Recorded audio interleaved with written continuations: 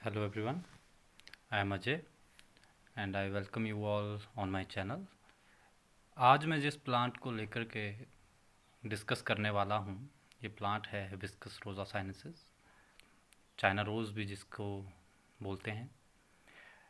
आज मैं इस प्लांट की हैबिट और इसके फ्लोरल करैक्टर्स को डिस्कस करूँगा आपके साथ।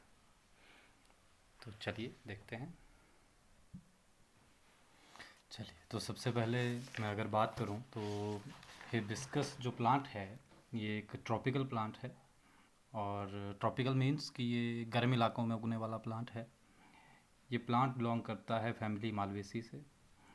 और ये हिबिस्कस जो है ये वाइडली कल्टीवेट किया जाता है all over the parts of world where the tropical and subtropical regions are found. तो हर एक ट्रॉपिकल और सब ट्रॉपिकल रीजन में ऑलमोस्ट इसको हम कल्टीवेट करते हैं एज ऑर्नामेंटल प्लांट। ये जिस तरह का प्लांट है, it is a small evergreen shrub and it has solitary flowers, you can see। Generally इसमें solitary flowers लगते हैं, एक फ्लावर लगता है एक जगह पे। और ये जो फ्लावर है ये ब्लूम करता है ड्यूरिंग ऑटम और समर सीजन्स जनरली। अब अगर मैं प्लांट के स्टेम की बात करूं, it is stem is aerial. ठीक है, ये ज़मीन के सहारे ग्रो नहीं करता है ना। ये जो है ये सीधा ग्रो करने वाला एक प्लांट है, इरेक्ट एरियल। रंग आप देख सकते हैं, it is green, green stem. Cylindrical है, आप देख सकते हैं, it is cylindrical. So stem is erect, green, cylindrical. And आगे अगर हम बात करें लीव्स की, तो आप देख सकते हैं लीव्स एक नोड पे एक है, एक नोड पे एक लीफ है। और इस टाइप की फाइलोटेक्सी को हमने बात की थी, अल्टरनेट फाइलोटेक्सी। ठीक है, अल्टरनेट फाइलोटेक्सी में लीव्स अरेंज्ड हैं। लीफ की भी अगर और ज़्यादा आगे जा कर के बात करें तो देख सकते हैं आप, अकेला लीफ है, पिटियोल है, तो इसको हम कहेंगे पिटियोलेट। लीफ की शेप है ओवेट, मार्जिन्स आप देख सकते हैं सिरेट, और एपेक्स आप देख सकते हैं एक्यूट। एक्यूट क्यों? क्योंकि अगर मैं यहाँ पे एक इसके मार्जिन्स पे देखिए, अगर मैं लाइन ड्रॉ करूँ एक इधर को और दूसरी इधर को, तो जो एंगल बनेगा वो बनेगा एक्यूट एंगल। इसलिए जो लीफ है वो कैसा है? एक्यूट। एक्यूट इसका एपेक्स रहेगा, मार्जिन इसके सिरेट रहेंगे। सिरेट क्यों बोला? क्योंकि एपेक्स के साथ ये ऑलमोस्ट एक ही प्लेन की तरफ को जा रहे हैं। देखिए, ये भी इसी तरफ को फेस कर रहा है, ये भी इसी तरफ को फेस कर रहा है। तो मतलब इसके जो मार्जिन्स होंगे वो कैसे होंगे? Siret margins. एपेक्स हुआ एक्यूट। लीफ के पास पिटियोल था तो आएगा ये पिटियोलेट लीफ। हाँ, और भी अगर हम देखें तो इसमें आप देख सकते हैं कि you can see stipules at the base of leaf. You can see clearly stipules at the base of leaf. Let me show in other branch. Here you can see a pair of stipules at the base. So leaf को हम कहेंगे petiolate। Plant में जब leaf grow करता है तो ये ज़्यादातर कैसा हो जाएगा? ये मतलब लोब्ड स्ट्रक्चर बन जाती है ना। जनरली इसमें जो वेनेशन रहेगा वो रहेगा यूनिकॉस्टेट रेटिकुलेट। आप देख सकते हैं यूनिकॉस्टेट रेटिकुलेट, और sometimes it is branched and branches got diversified. So sometimes it can B, देख सकते हैं आप, बिल्कुल बेस से निकल रही है, एपेक्स की तरफ को रन कर रहा है।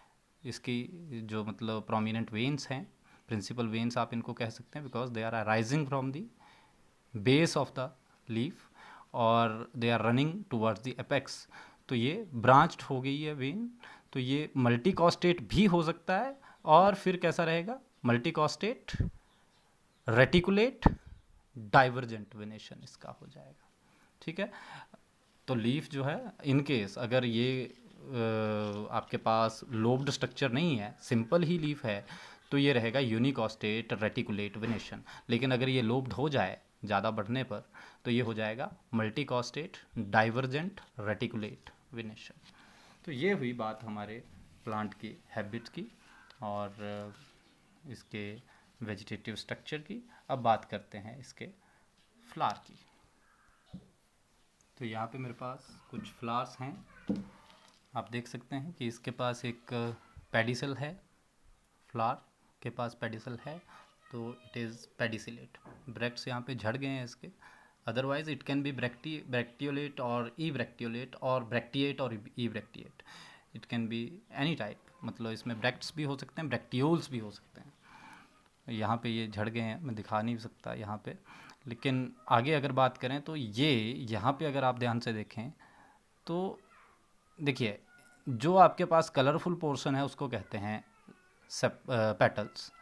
पेटल्स के बाद जो ग्रीन पोर्शन जनरली आपके पास रहता है उसे हम कहते हैं सेपल्स। और सेपल्स के बाहर यहाँ पे एक वर्ल और है, ठीक है। अब साइंटिफिक टर्म की अगर बात करें तो इसको कलरफुल पोर्शन को हम कहते हैं कोरोला, और जो ग्रीन पोर्शन है इसको हम कहते हैं कैलेक्स। और कैलेक्स के बाहर जो एक और वर्ल है आपके पास, इसको हम कहेंगे एपिकैलेक्स। ये फ्लावर एक कंप्लीट फ्लावर है। कंप्लीट फ्लावर का मतलब क्या होता है, देखिए यहाँ पे आपके पास, यहाँ पे बिल्कुल बेस पे यहाँ पे ओवरी है, और ये आप देख पा रहे हैं छोटे छोटे ब्लैक स्पॉट्स, ये इसके मेल ऑर्गन्स हैं, स्टेमन्स जिनको हम कहते हैं। तो एक ऐसा फ्लावर जिसके पास दोनों सेक्स ऑर्गन्स, यानी कि male sex organs and female sex organ, ये दोनों अगर आपके पास प्रेजेंट हो तो हम इसे कहेंगे कंप्लीट फ्लावर, बाइसेक्सुअल फ्लावर जिसे हम कहते हैं। तो ये फ्लावर कंप्लीट फ्लावर है। अब अगर मैं बाकी के स्ट्रक्चर्स की बात करूं, फ्लोरल स्ट्रक्चर्स की, तो देखिए ये अराइज कहाँ से कर रहे हैं। देखिए यहाँ पे ओवरी है, और ओवरी के बेस से देखिए आप कैलेक्स और पेटल्स, और ये ओवरी का ही ऑर्गन ऊपर को जा रहा है जिसको हम पिस्टल के मतलब कि ओवरी के जो पोर्शन आएंगे, स्टिग्मा, स्टाइल एंड ओवरी।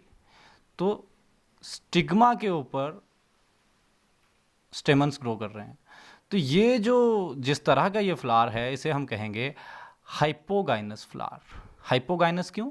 क्योंकि सारे के सारे organs are arising from the base of the ovary, तो इसे हम कहेंगे हाइपोगाइनस फ्लावर।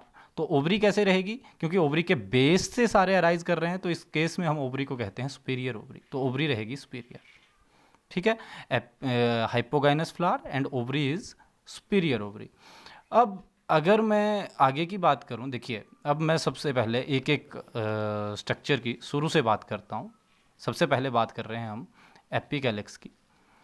तो एपिकैलेक्स आप देख सकते हैं कि ये सारी की सारी स्ट्रक्चर्स अलग अलग हैं, कोई भी एपिकैलेक्स दूसरे एपिकैलेक्स के साथ फ्यूज नहीं है, ठीक है। अब arrangement of epicalyx with respect to each other, जो बाकी एपिकैलेक्स हैं इसके ये आपस में एक दूसरे से किस तरह से अरेंज्ड हैं, ये बिल्कुल फ्री स्ट्रक्चर्स हैं और इनके मार्जिन्स एक दूसरे से बिल्कुल दूर दूर हैं। इस तरह के हम जो इसका अरेंजमेंट आएगा इसको हम कहेंगे valvate aestivation, valvate aestivation of epicalyx. और ये फ्री स्ट्रक्चर्स हैं, फ्यूज्ड नहीं हैं। So epicalyx are free and valvate aestivation. चलिए एपिकैलेक्स मैंने निकाल दिए। आगे मैं बात करूँगा कैलेक्स की। तो कैलेक्स जैसा कि आप देख सकते हैं इसके लोब्स ऊपर जाकर के फ्री हैं, लेकिन नीचे से ये सारा यूनाइटेड है। तो हम कैलेक्स को सिंपल भाषा में कहते हैं सेपल्स। तो क्योंकि ये फ्यूज्ड है तो हम इसका बोलते हैं गैमोसेपलस, गैमोसेपलस स्ट्रक्चर। और इसके क्योंकि ऊपर से लोब एक दूसरे से दूर हैं और मार्जिन्स ऑलमोस्ट मतलब कि एक जगह पे एक दूसरे को टच कर रहे होंगे, बाकी ये फ्री हैं पूरी तरह से, तो इसकी एस्टिवेशन आएगी वॉल्वेट, गैमोसेपलस वॉल्वेट एस्टिवेशन। अब बात करेंगे हम पेटल्स की। चलिए, तो पेटल्स जिस तरह से आप देख सकते हैं कि एक पेटल दूसरी पेटल के नीचे दबी हुई है, एक सिरा इसका पूरी तरह से दबा हुआ होगा और एक सिरा पूरी तरह से बाहर होगा।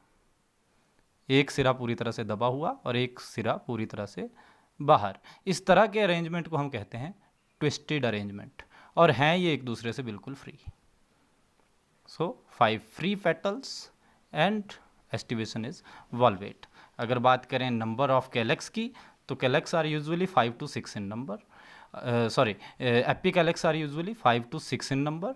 और करें बात कैलेक्स की, तो ये होते हैं 5 इन नंबर, 5 कैलेक्स 5 करोला। और जो ओवरी इसकी है ये भी आपके पास पेंटा कार्पिलरी रहती है।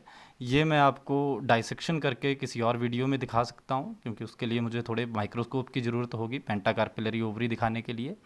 पेंटा कार्पिलरी का मतलब है इसमें 5 चैम्बर्स होते हैं, 5 चैम्बर्स होते हैं ओवरी में, और पांचों के 5 चैम्बर्स में एक एक ओव्यूल रहेगा। तो पेंटा कार्पिलरी 5 लॉकुलर ओवरीज, ठीक है, एक एक चैम्बर सब में रहेगा। तो मतलब अगर एक चैम्बर की बात करूं तो वो यूनिलॉकुलर है, लेकिन अगर पूरी बात करूं तो वो पेंटालॉकुलर ओवरी रहेगी। अगर मैं ओवरऑल, क्योंकि इसकी वॉल सिंगल है, पांचों की 5 ओवरीज को एक सिंगल वॉल ने घेर रखा होता है, ठीक है। तो ये रहेगी पेंटा कार्पिलरी सिनकार्पस ओवरी। बात करें इसके ओवरी के पार्ट्स की, तो ओवरी में आपके पास ये सबसे basal portion ovary, then style and then stigma. Stigma ऊपर से आप देख सकते हैं ये बिल्कुल मतलब कि हेयरी और मतलब बाइफरकेट होता है ऊपर, ब्लैक डॉट्स आप इसके ऊपर देख सकते हैं। यूजुअली हिबिस्कस रोजा साइनेसिस में ये 5 होते हैं नंबर, लेकिन यहाँ पे नंबर थोड़ा ज़्यादा है स्टाइल में, इसके स्टिग्मा में ज़्यादा है थोड़ा नंबर, अदरवाइज़ ये यूजुअली 5 देखने को मिलते हैं। इसका फंक्शन क्या है, यहाँ पे ये जो पॉलन जब डस्ट करेंगे अपने मतलब ये एंथस से पॉलन डस्ट गिरेगी, वो ये इसको रिसीव करता है।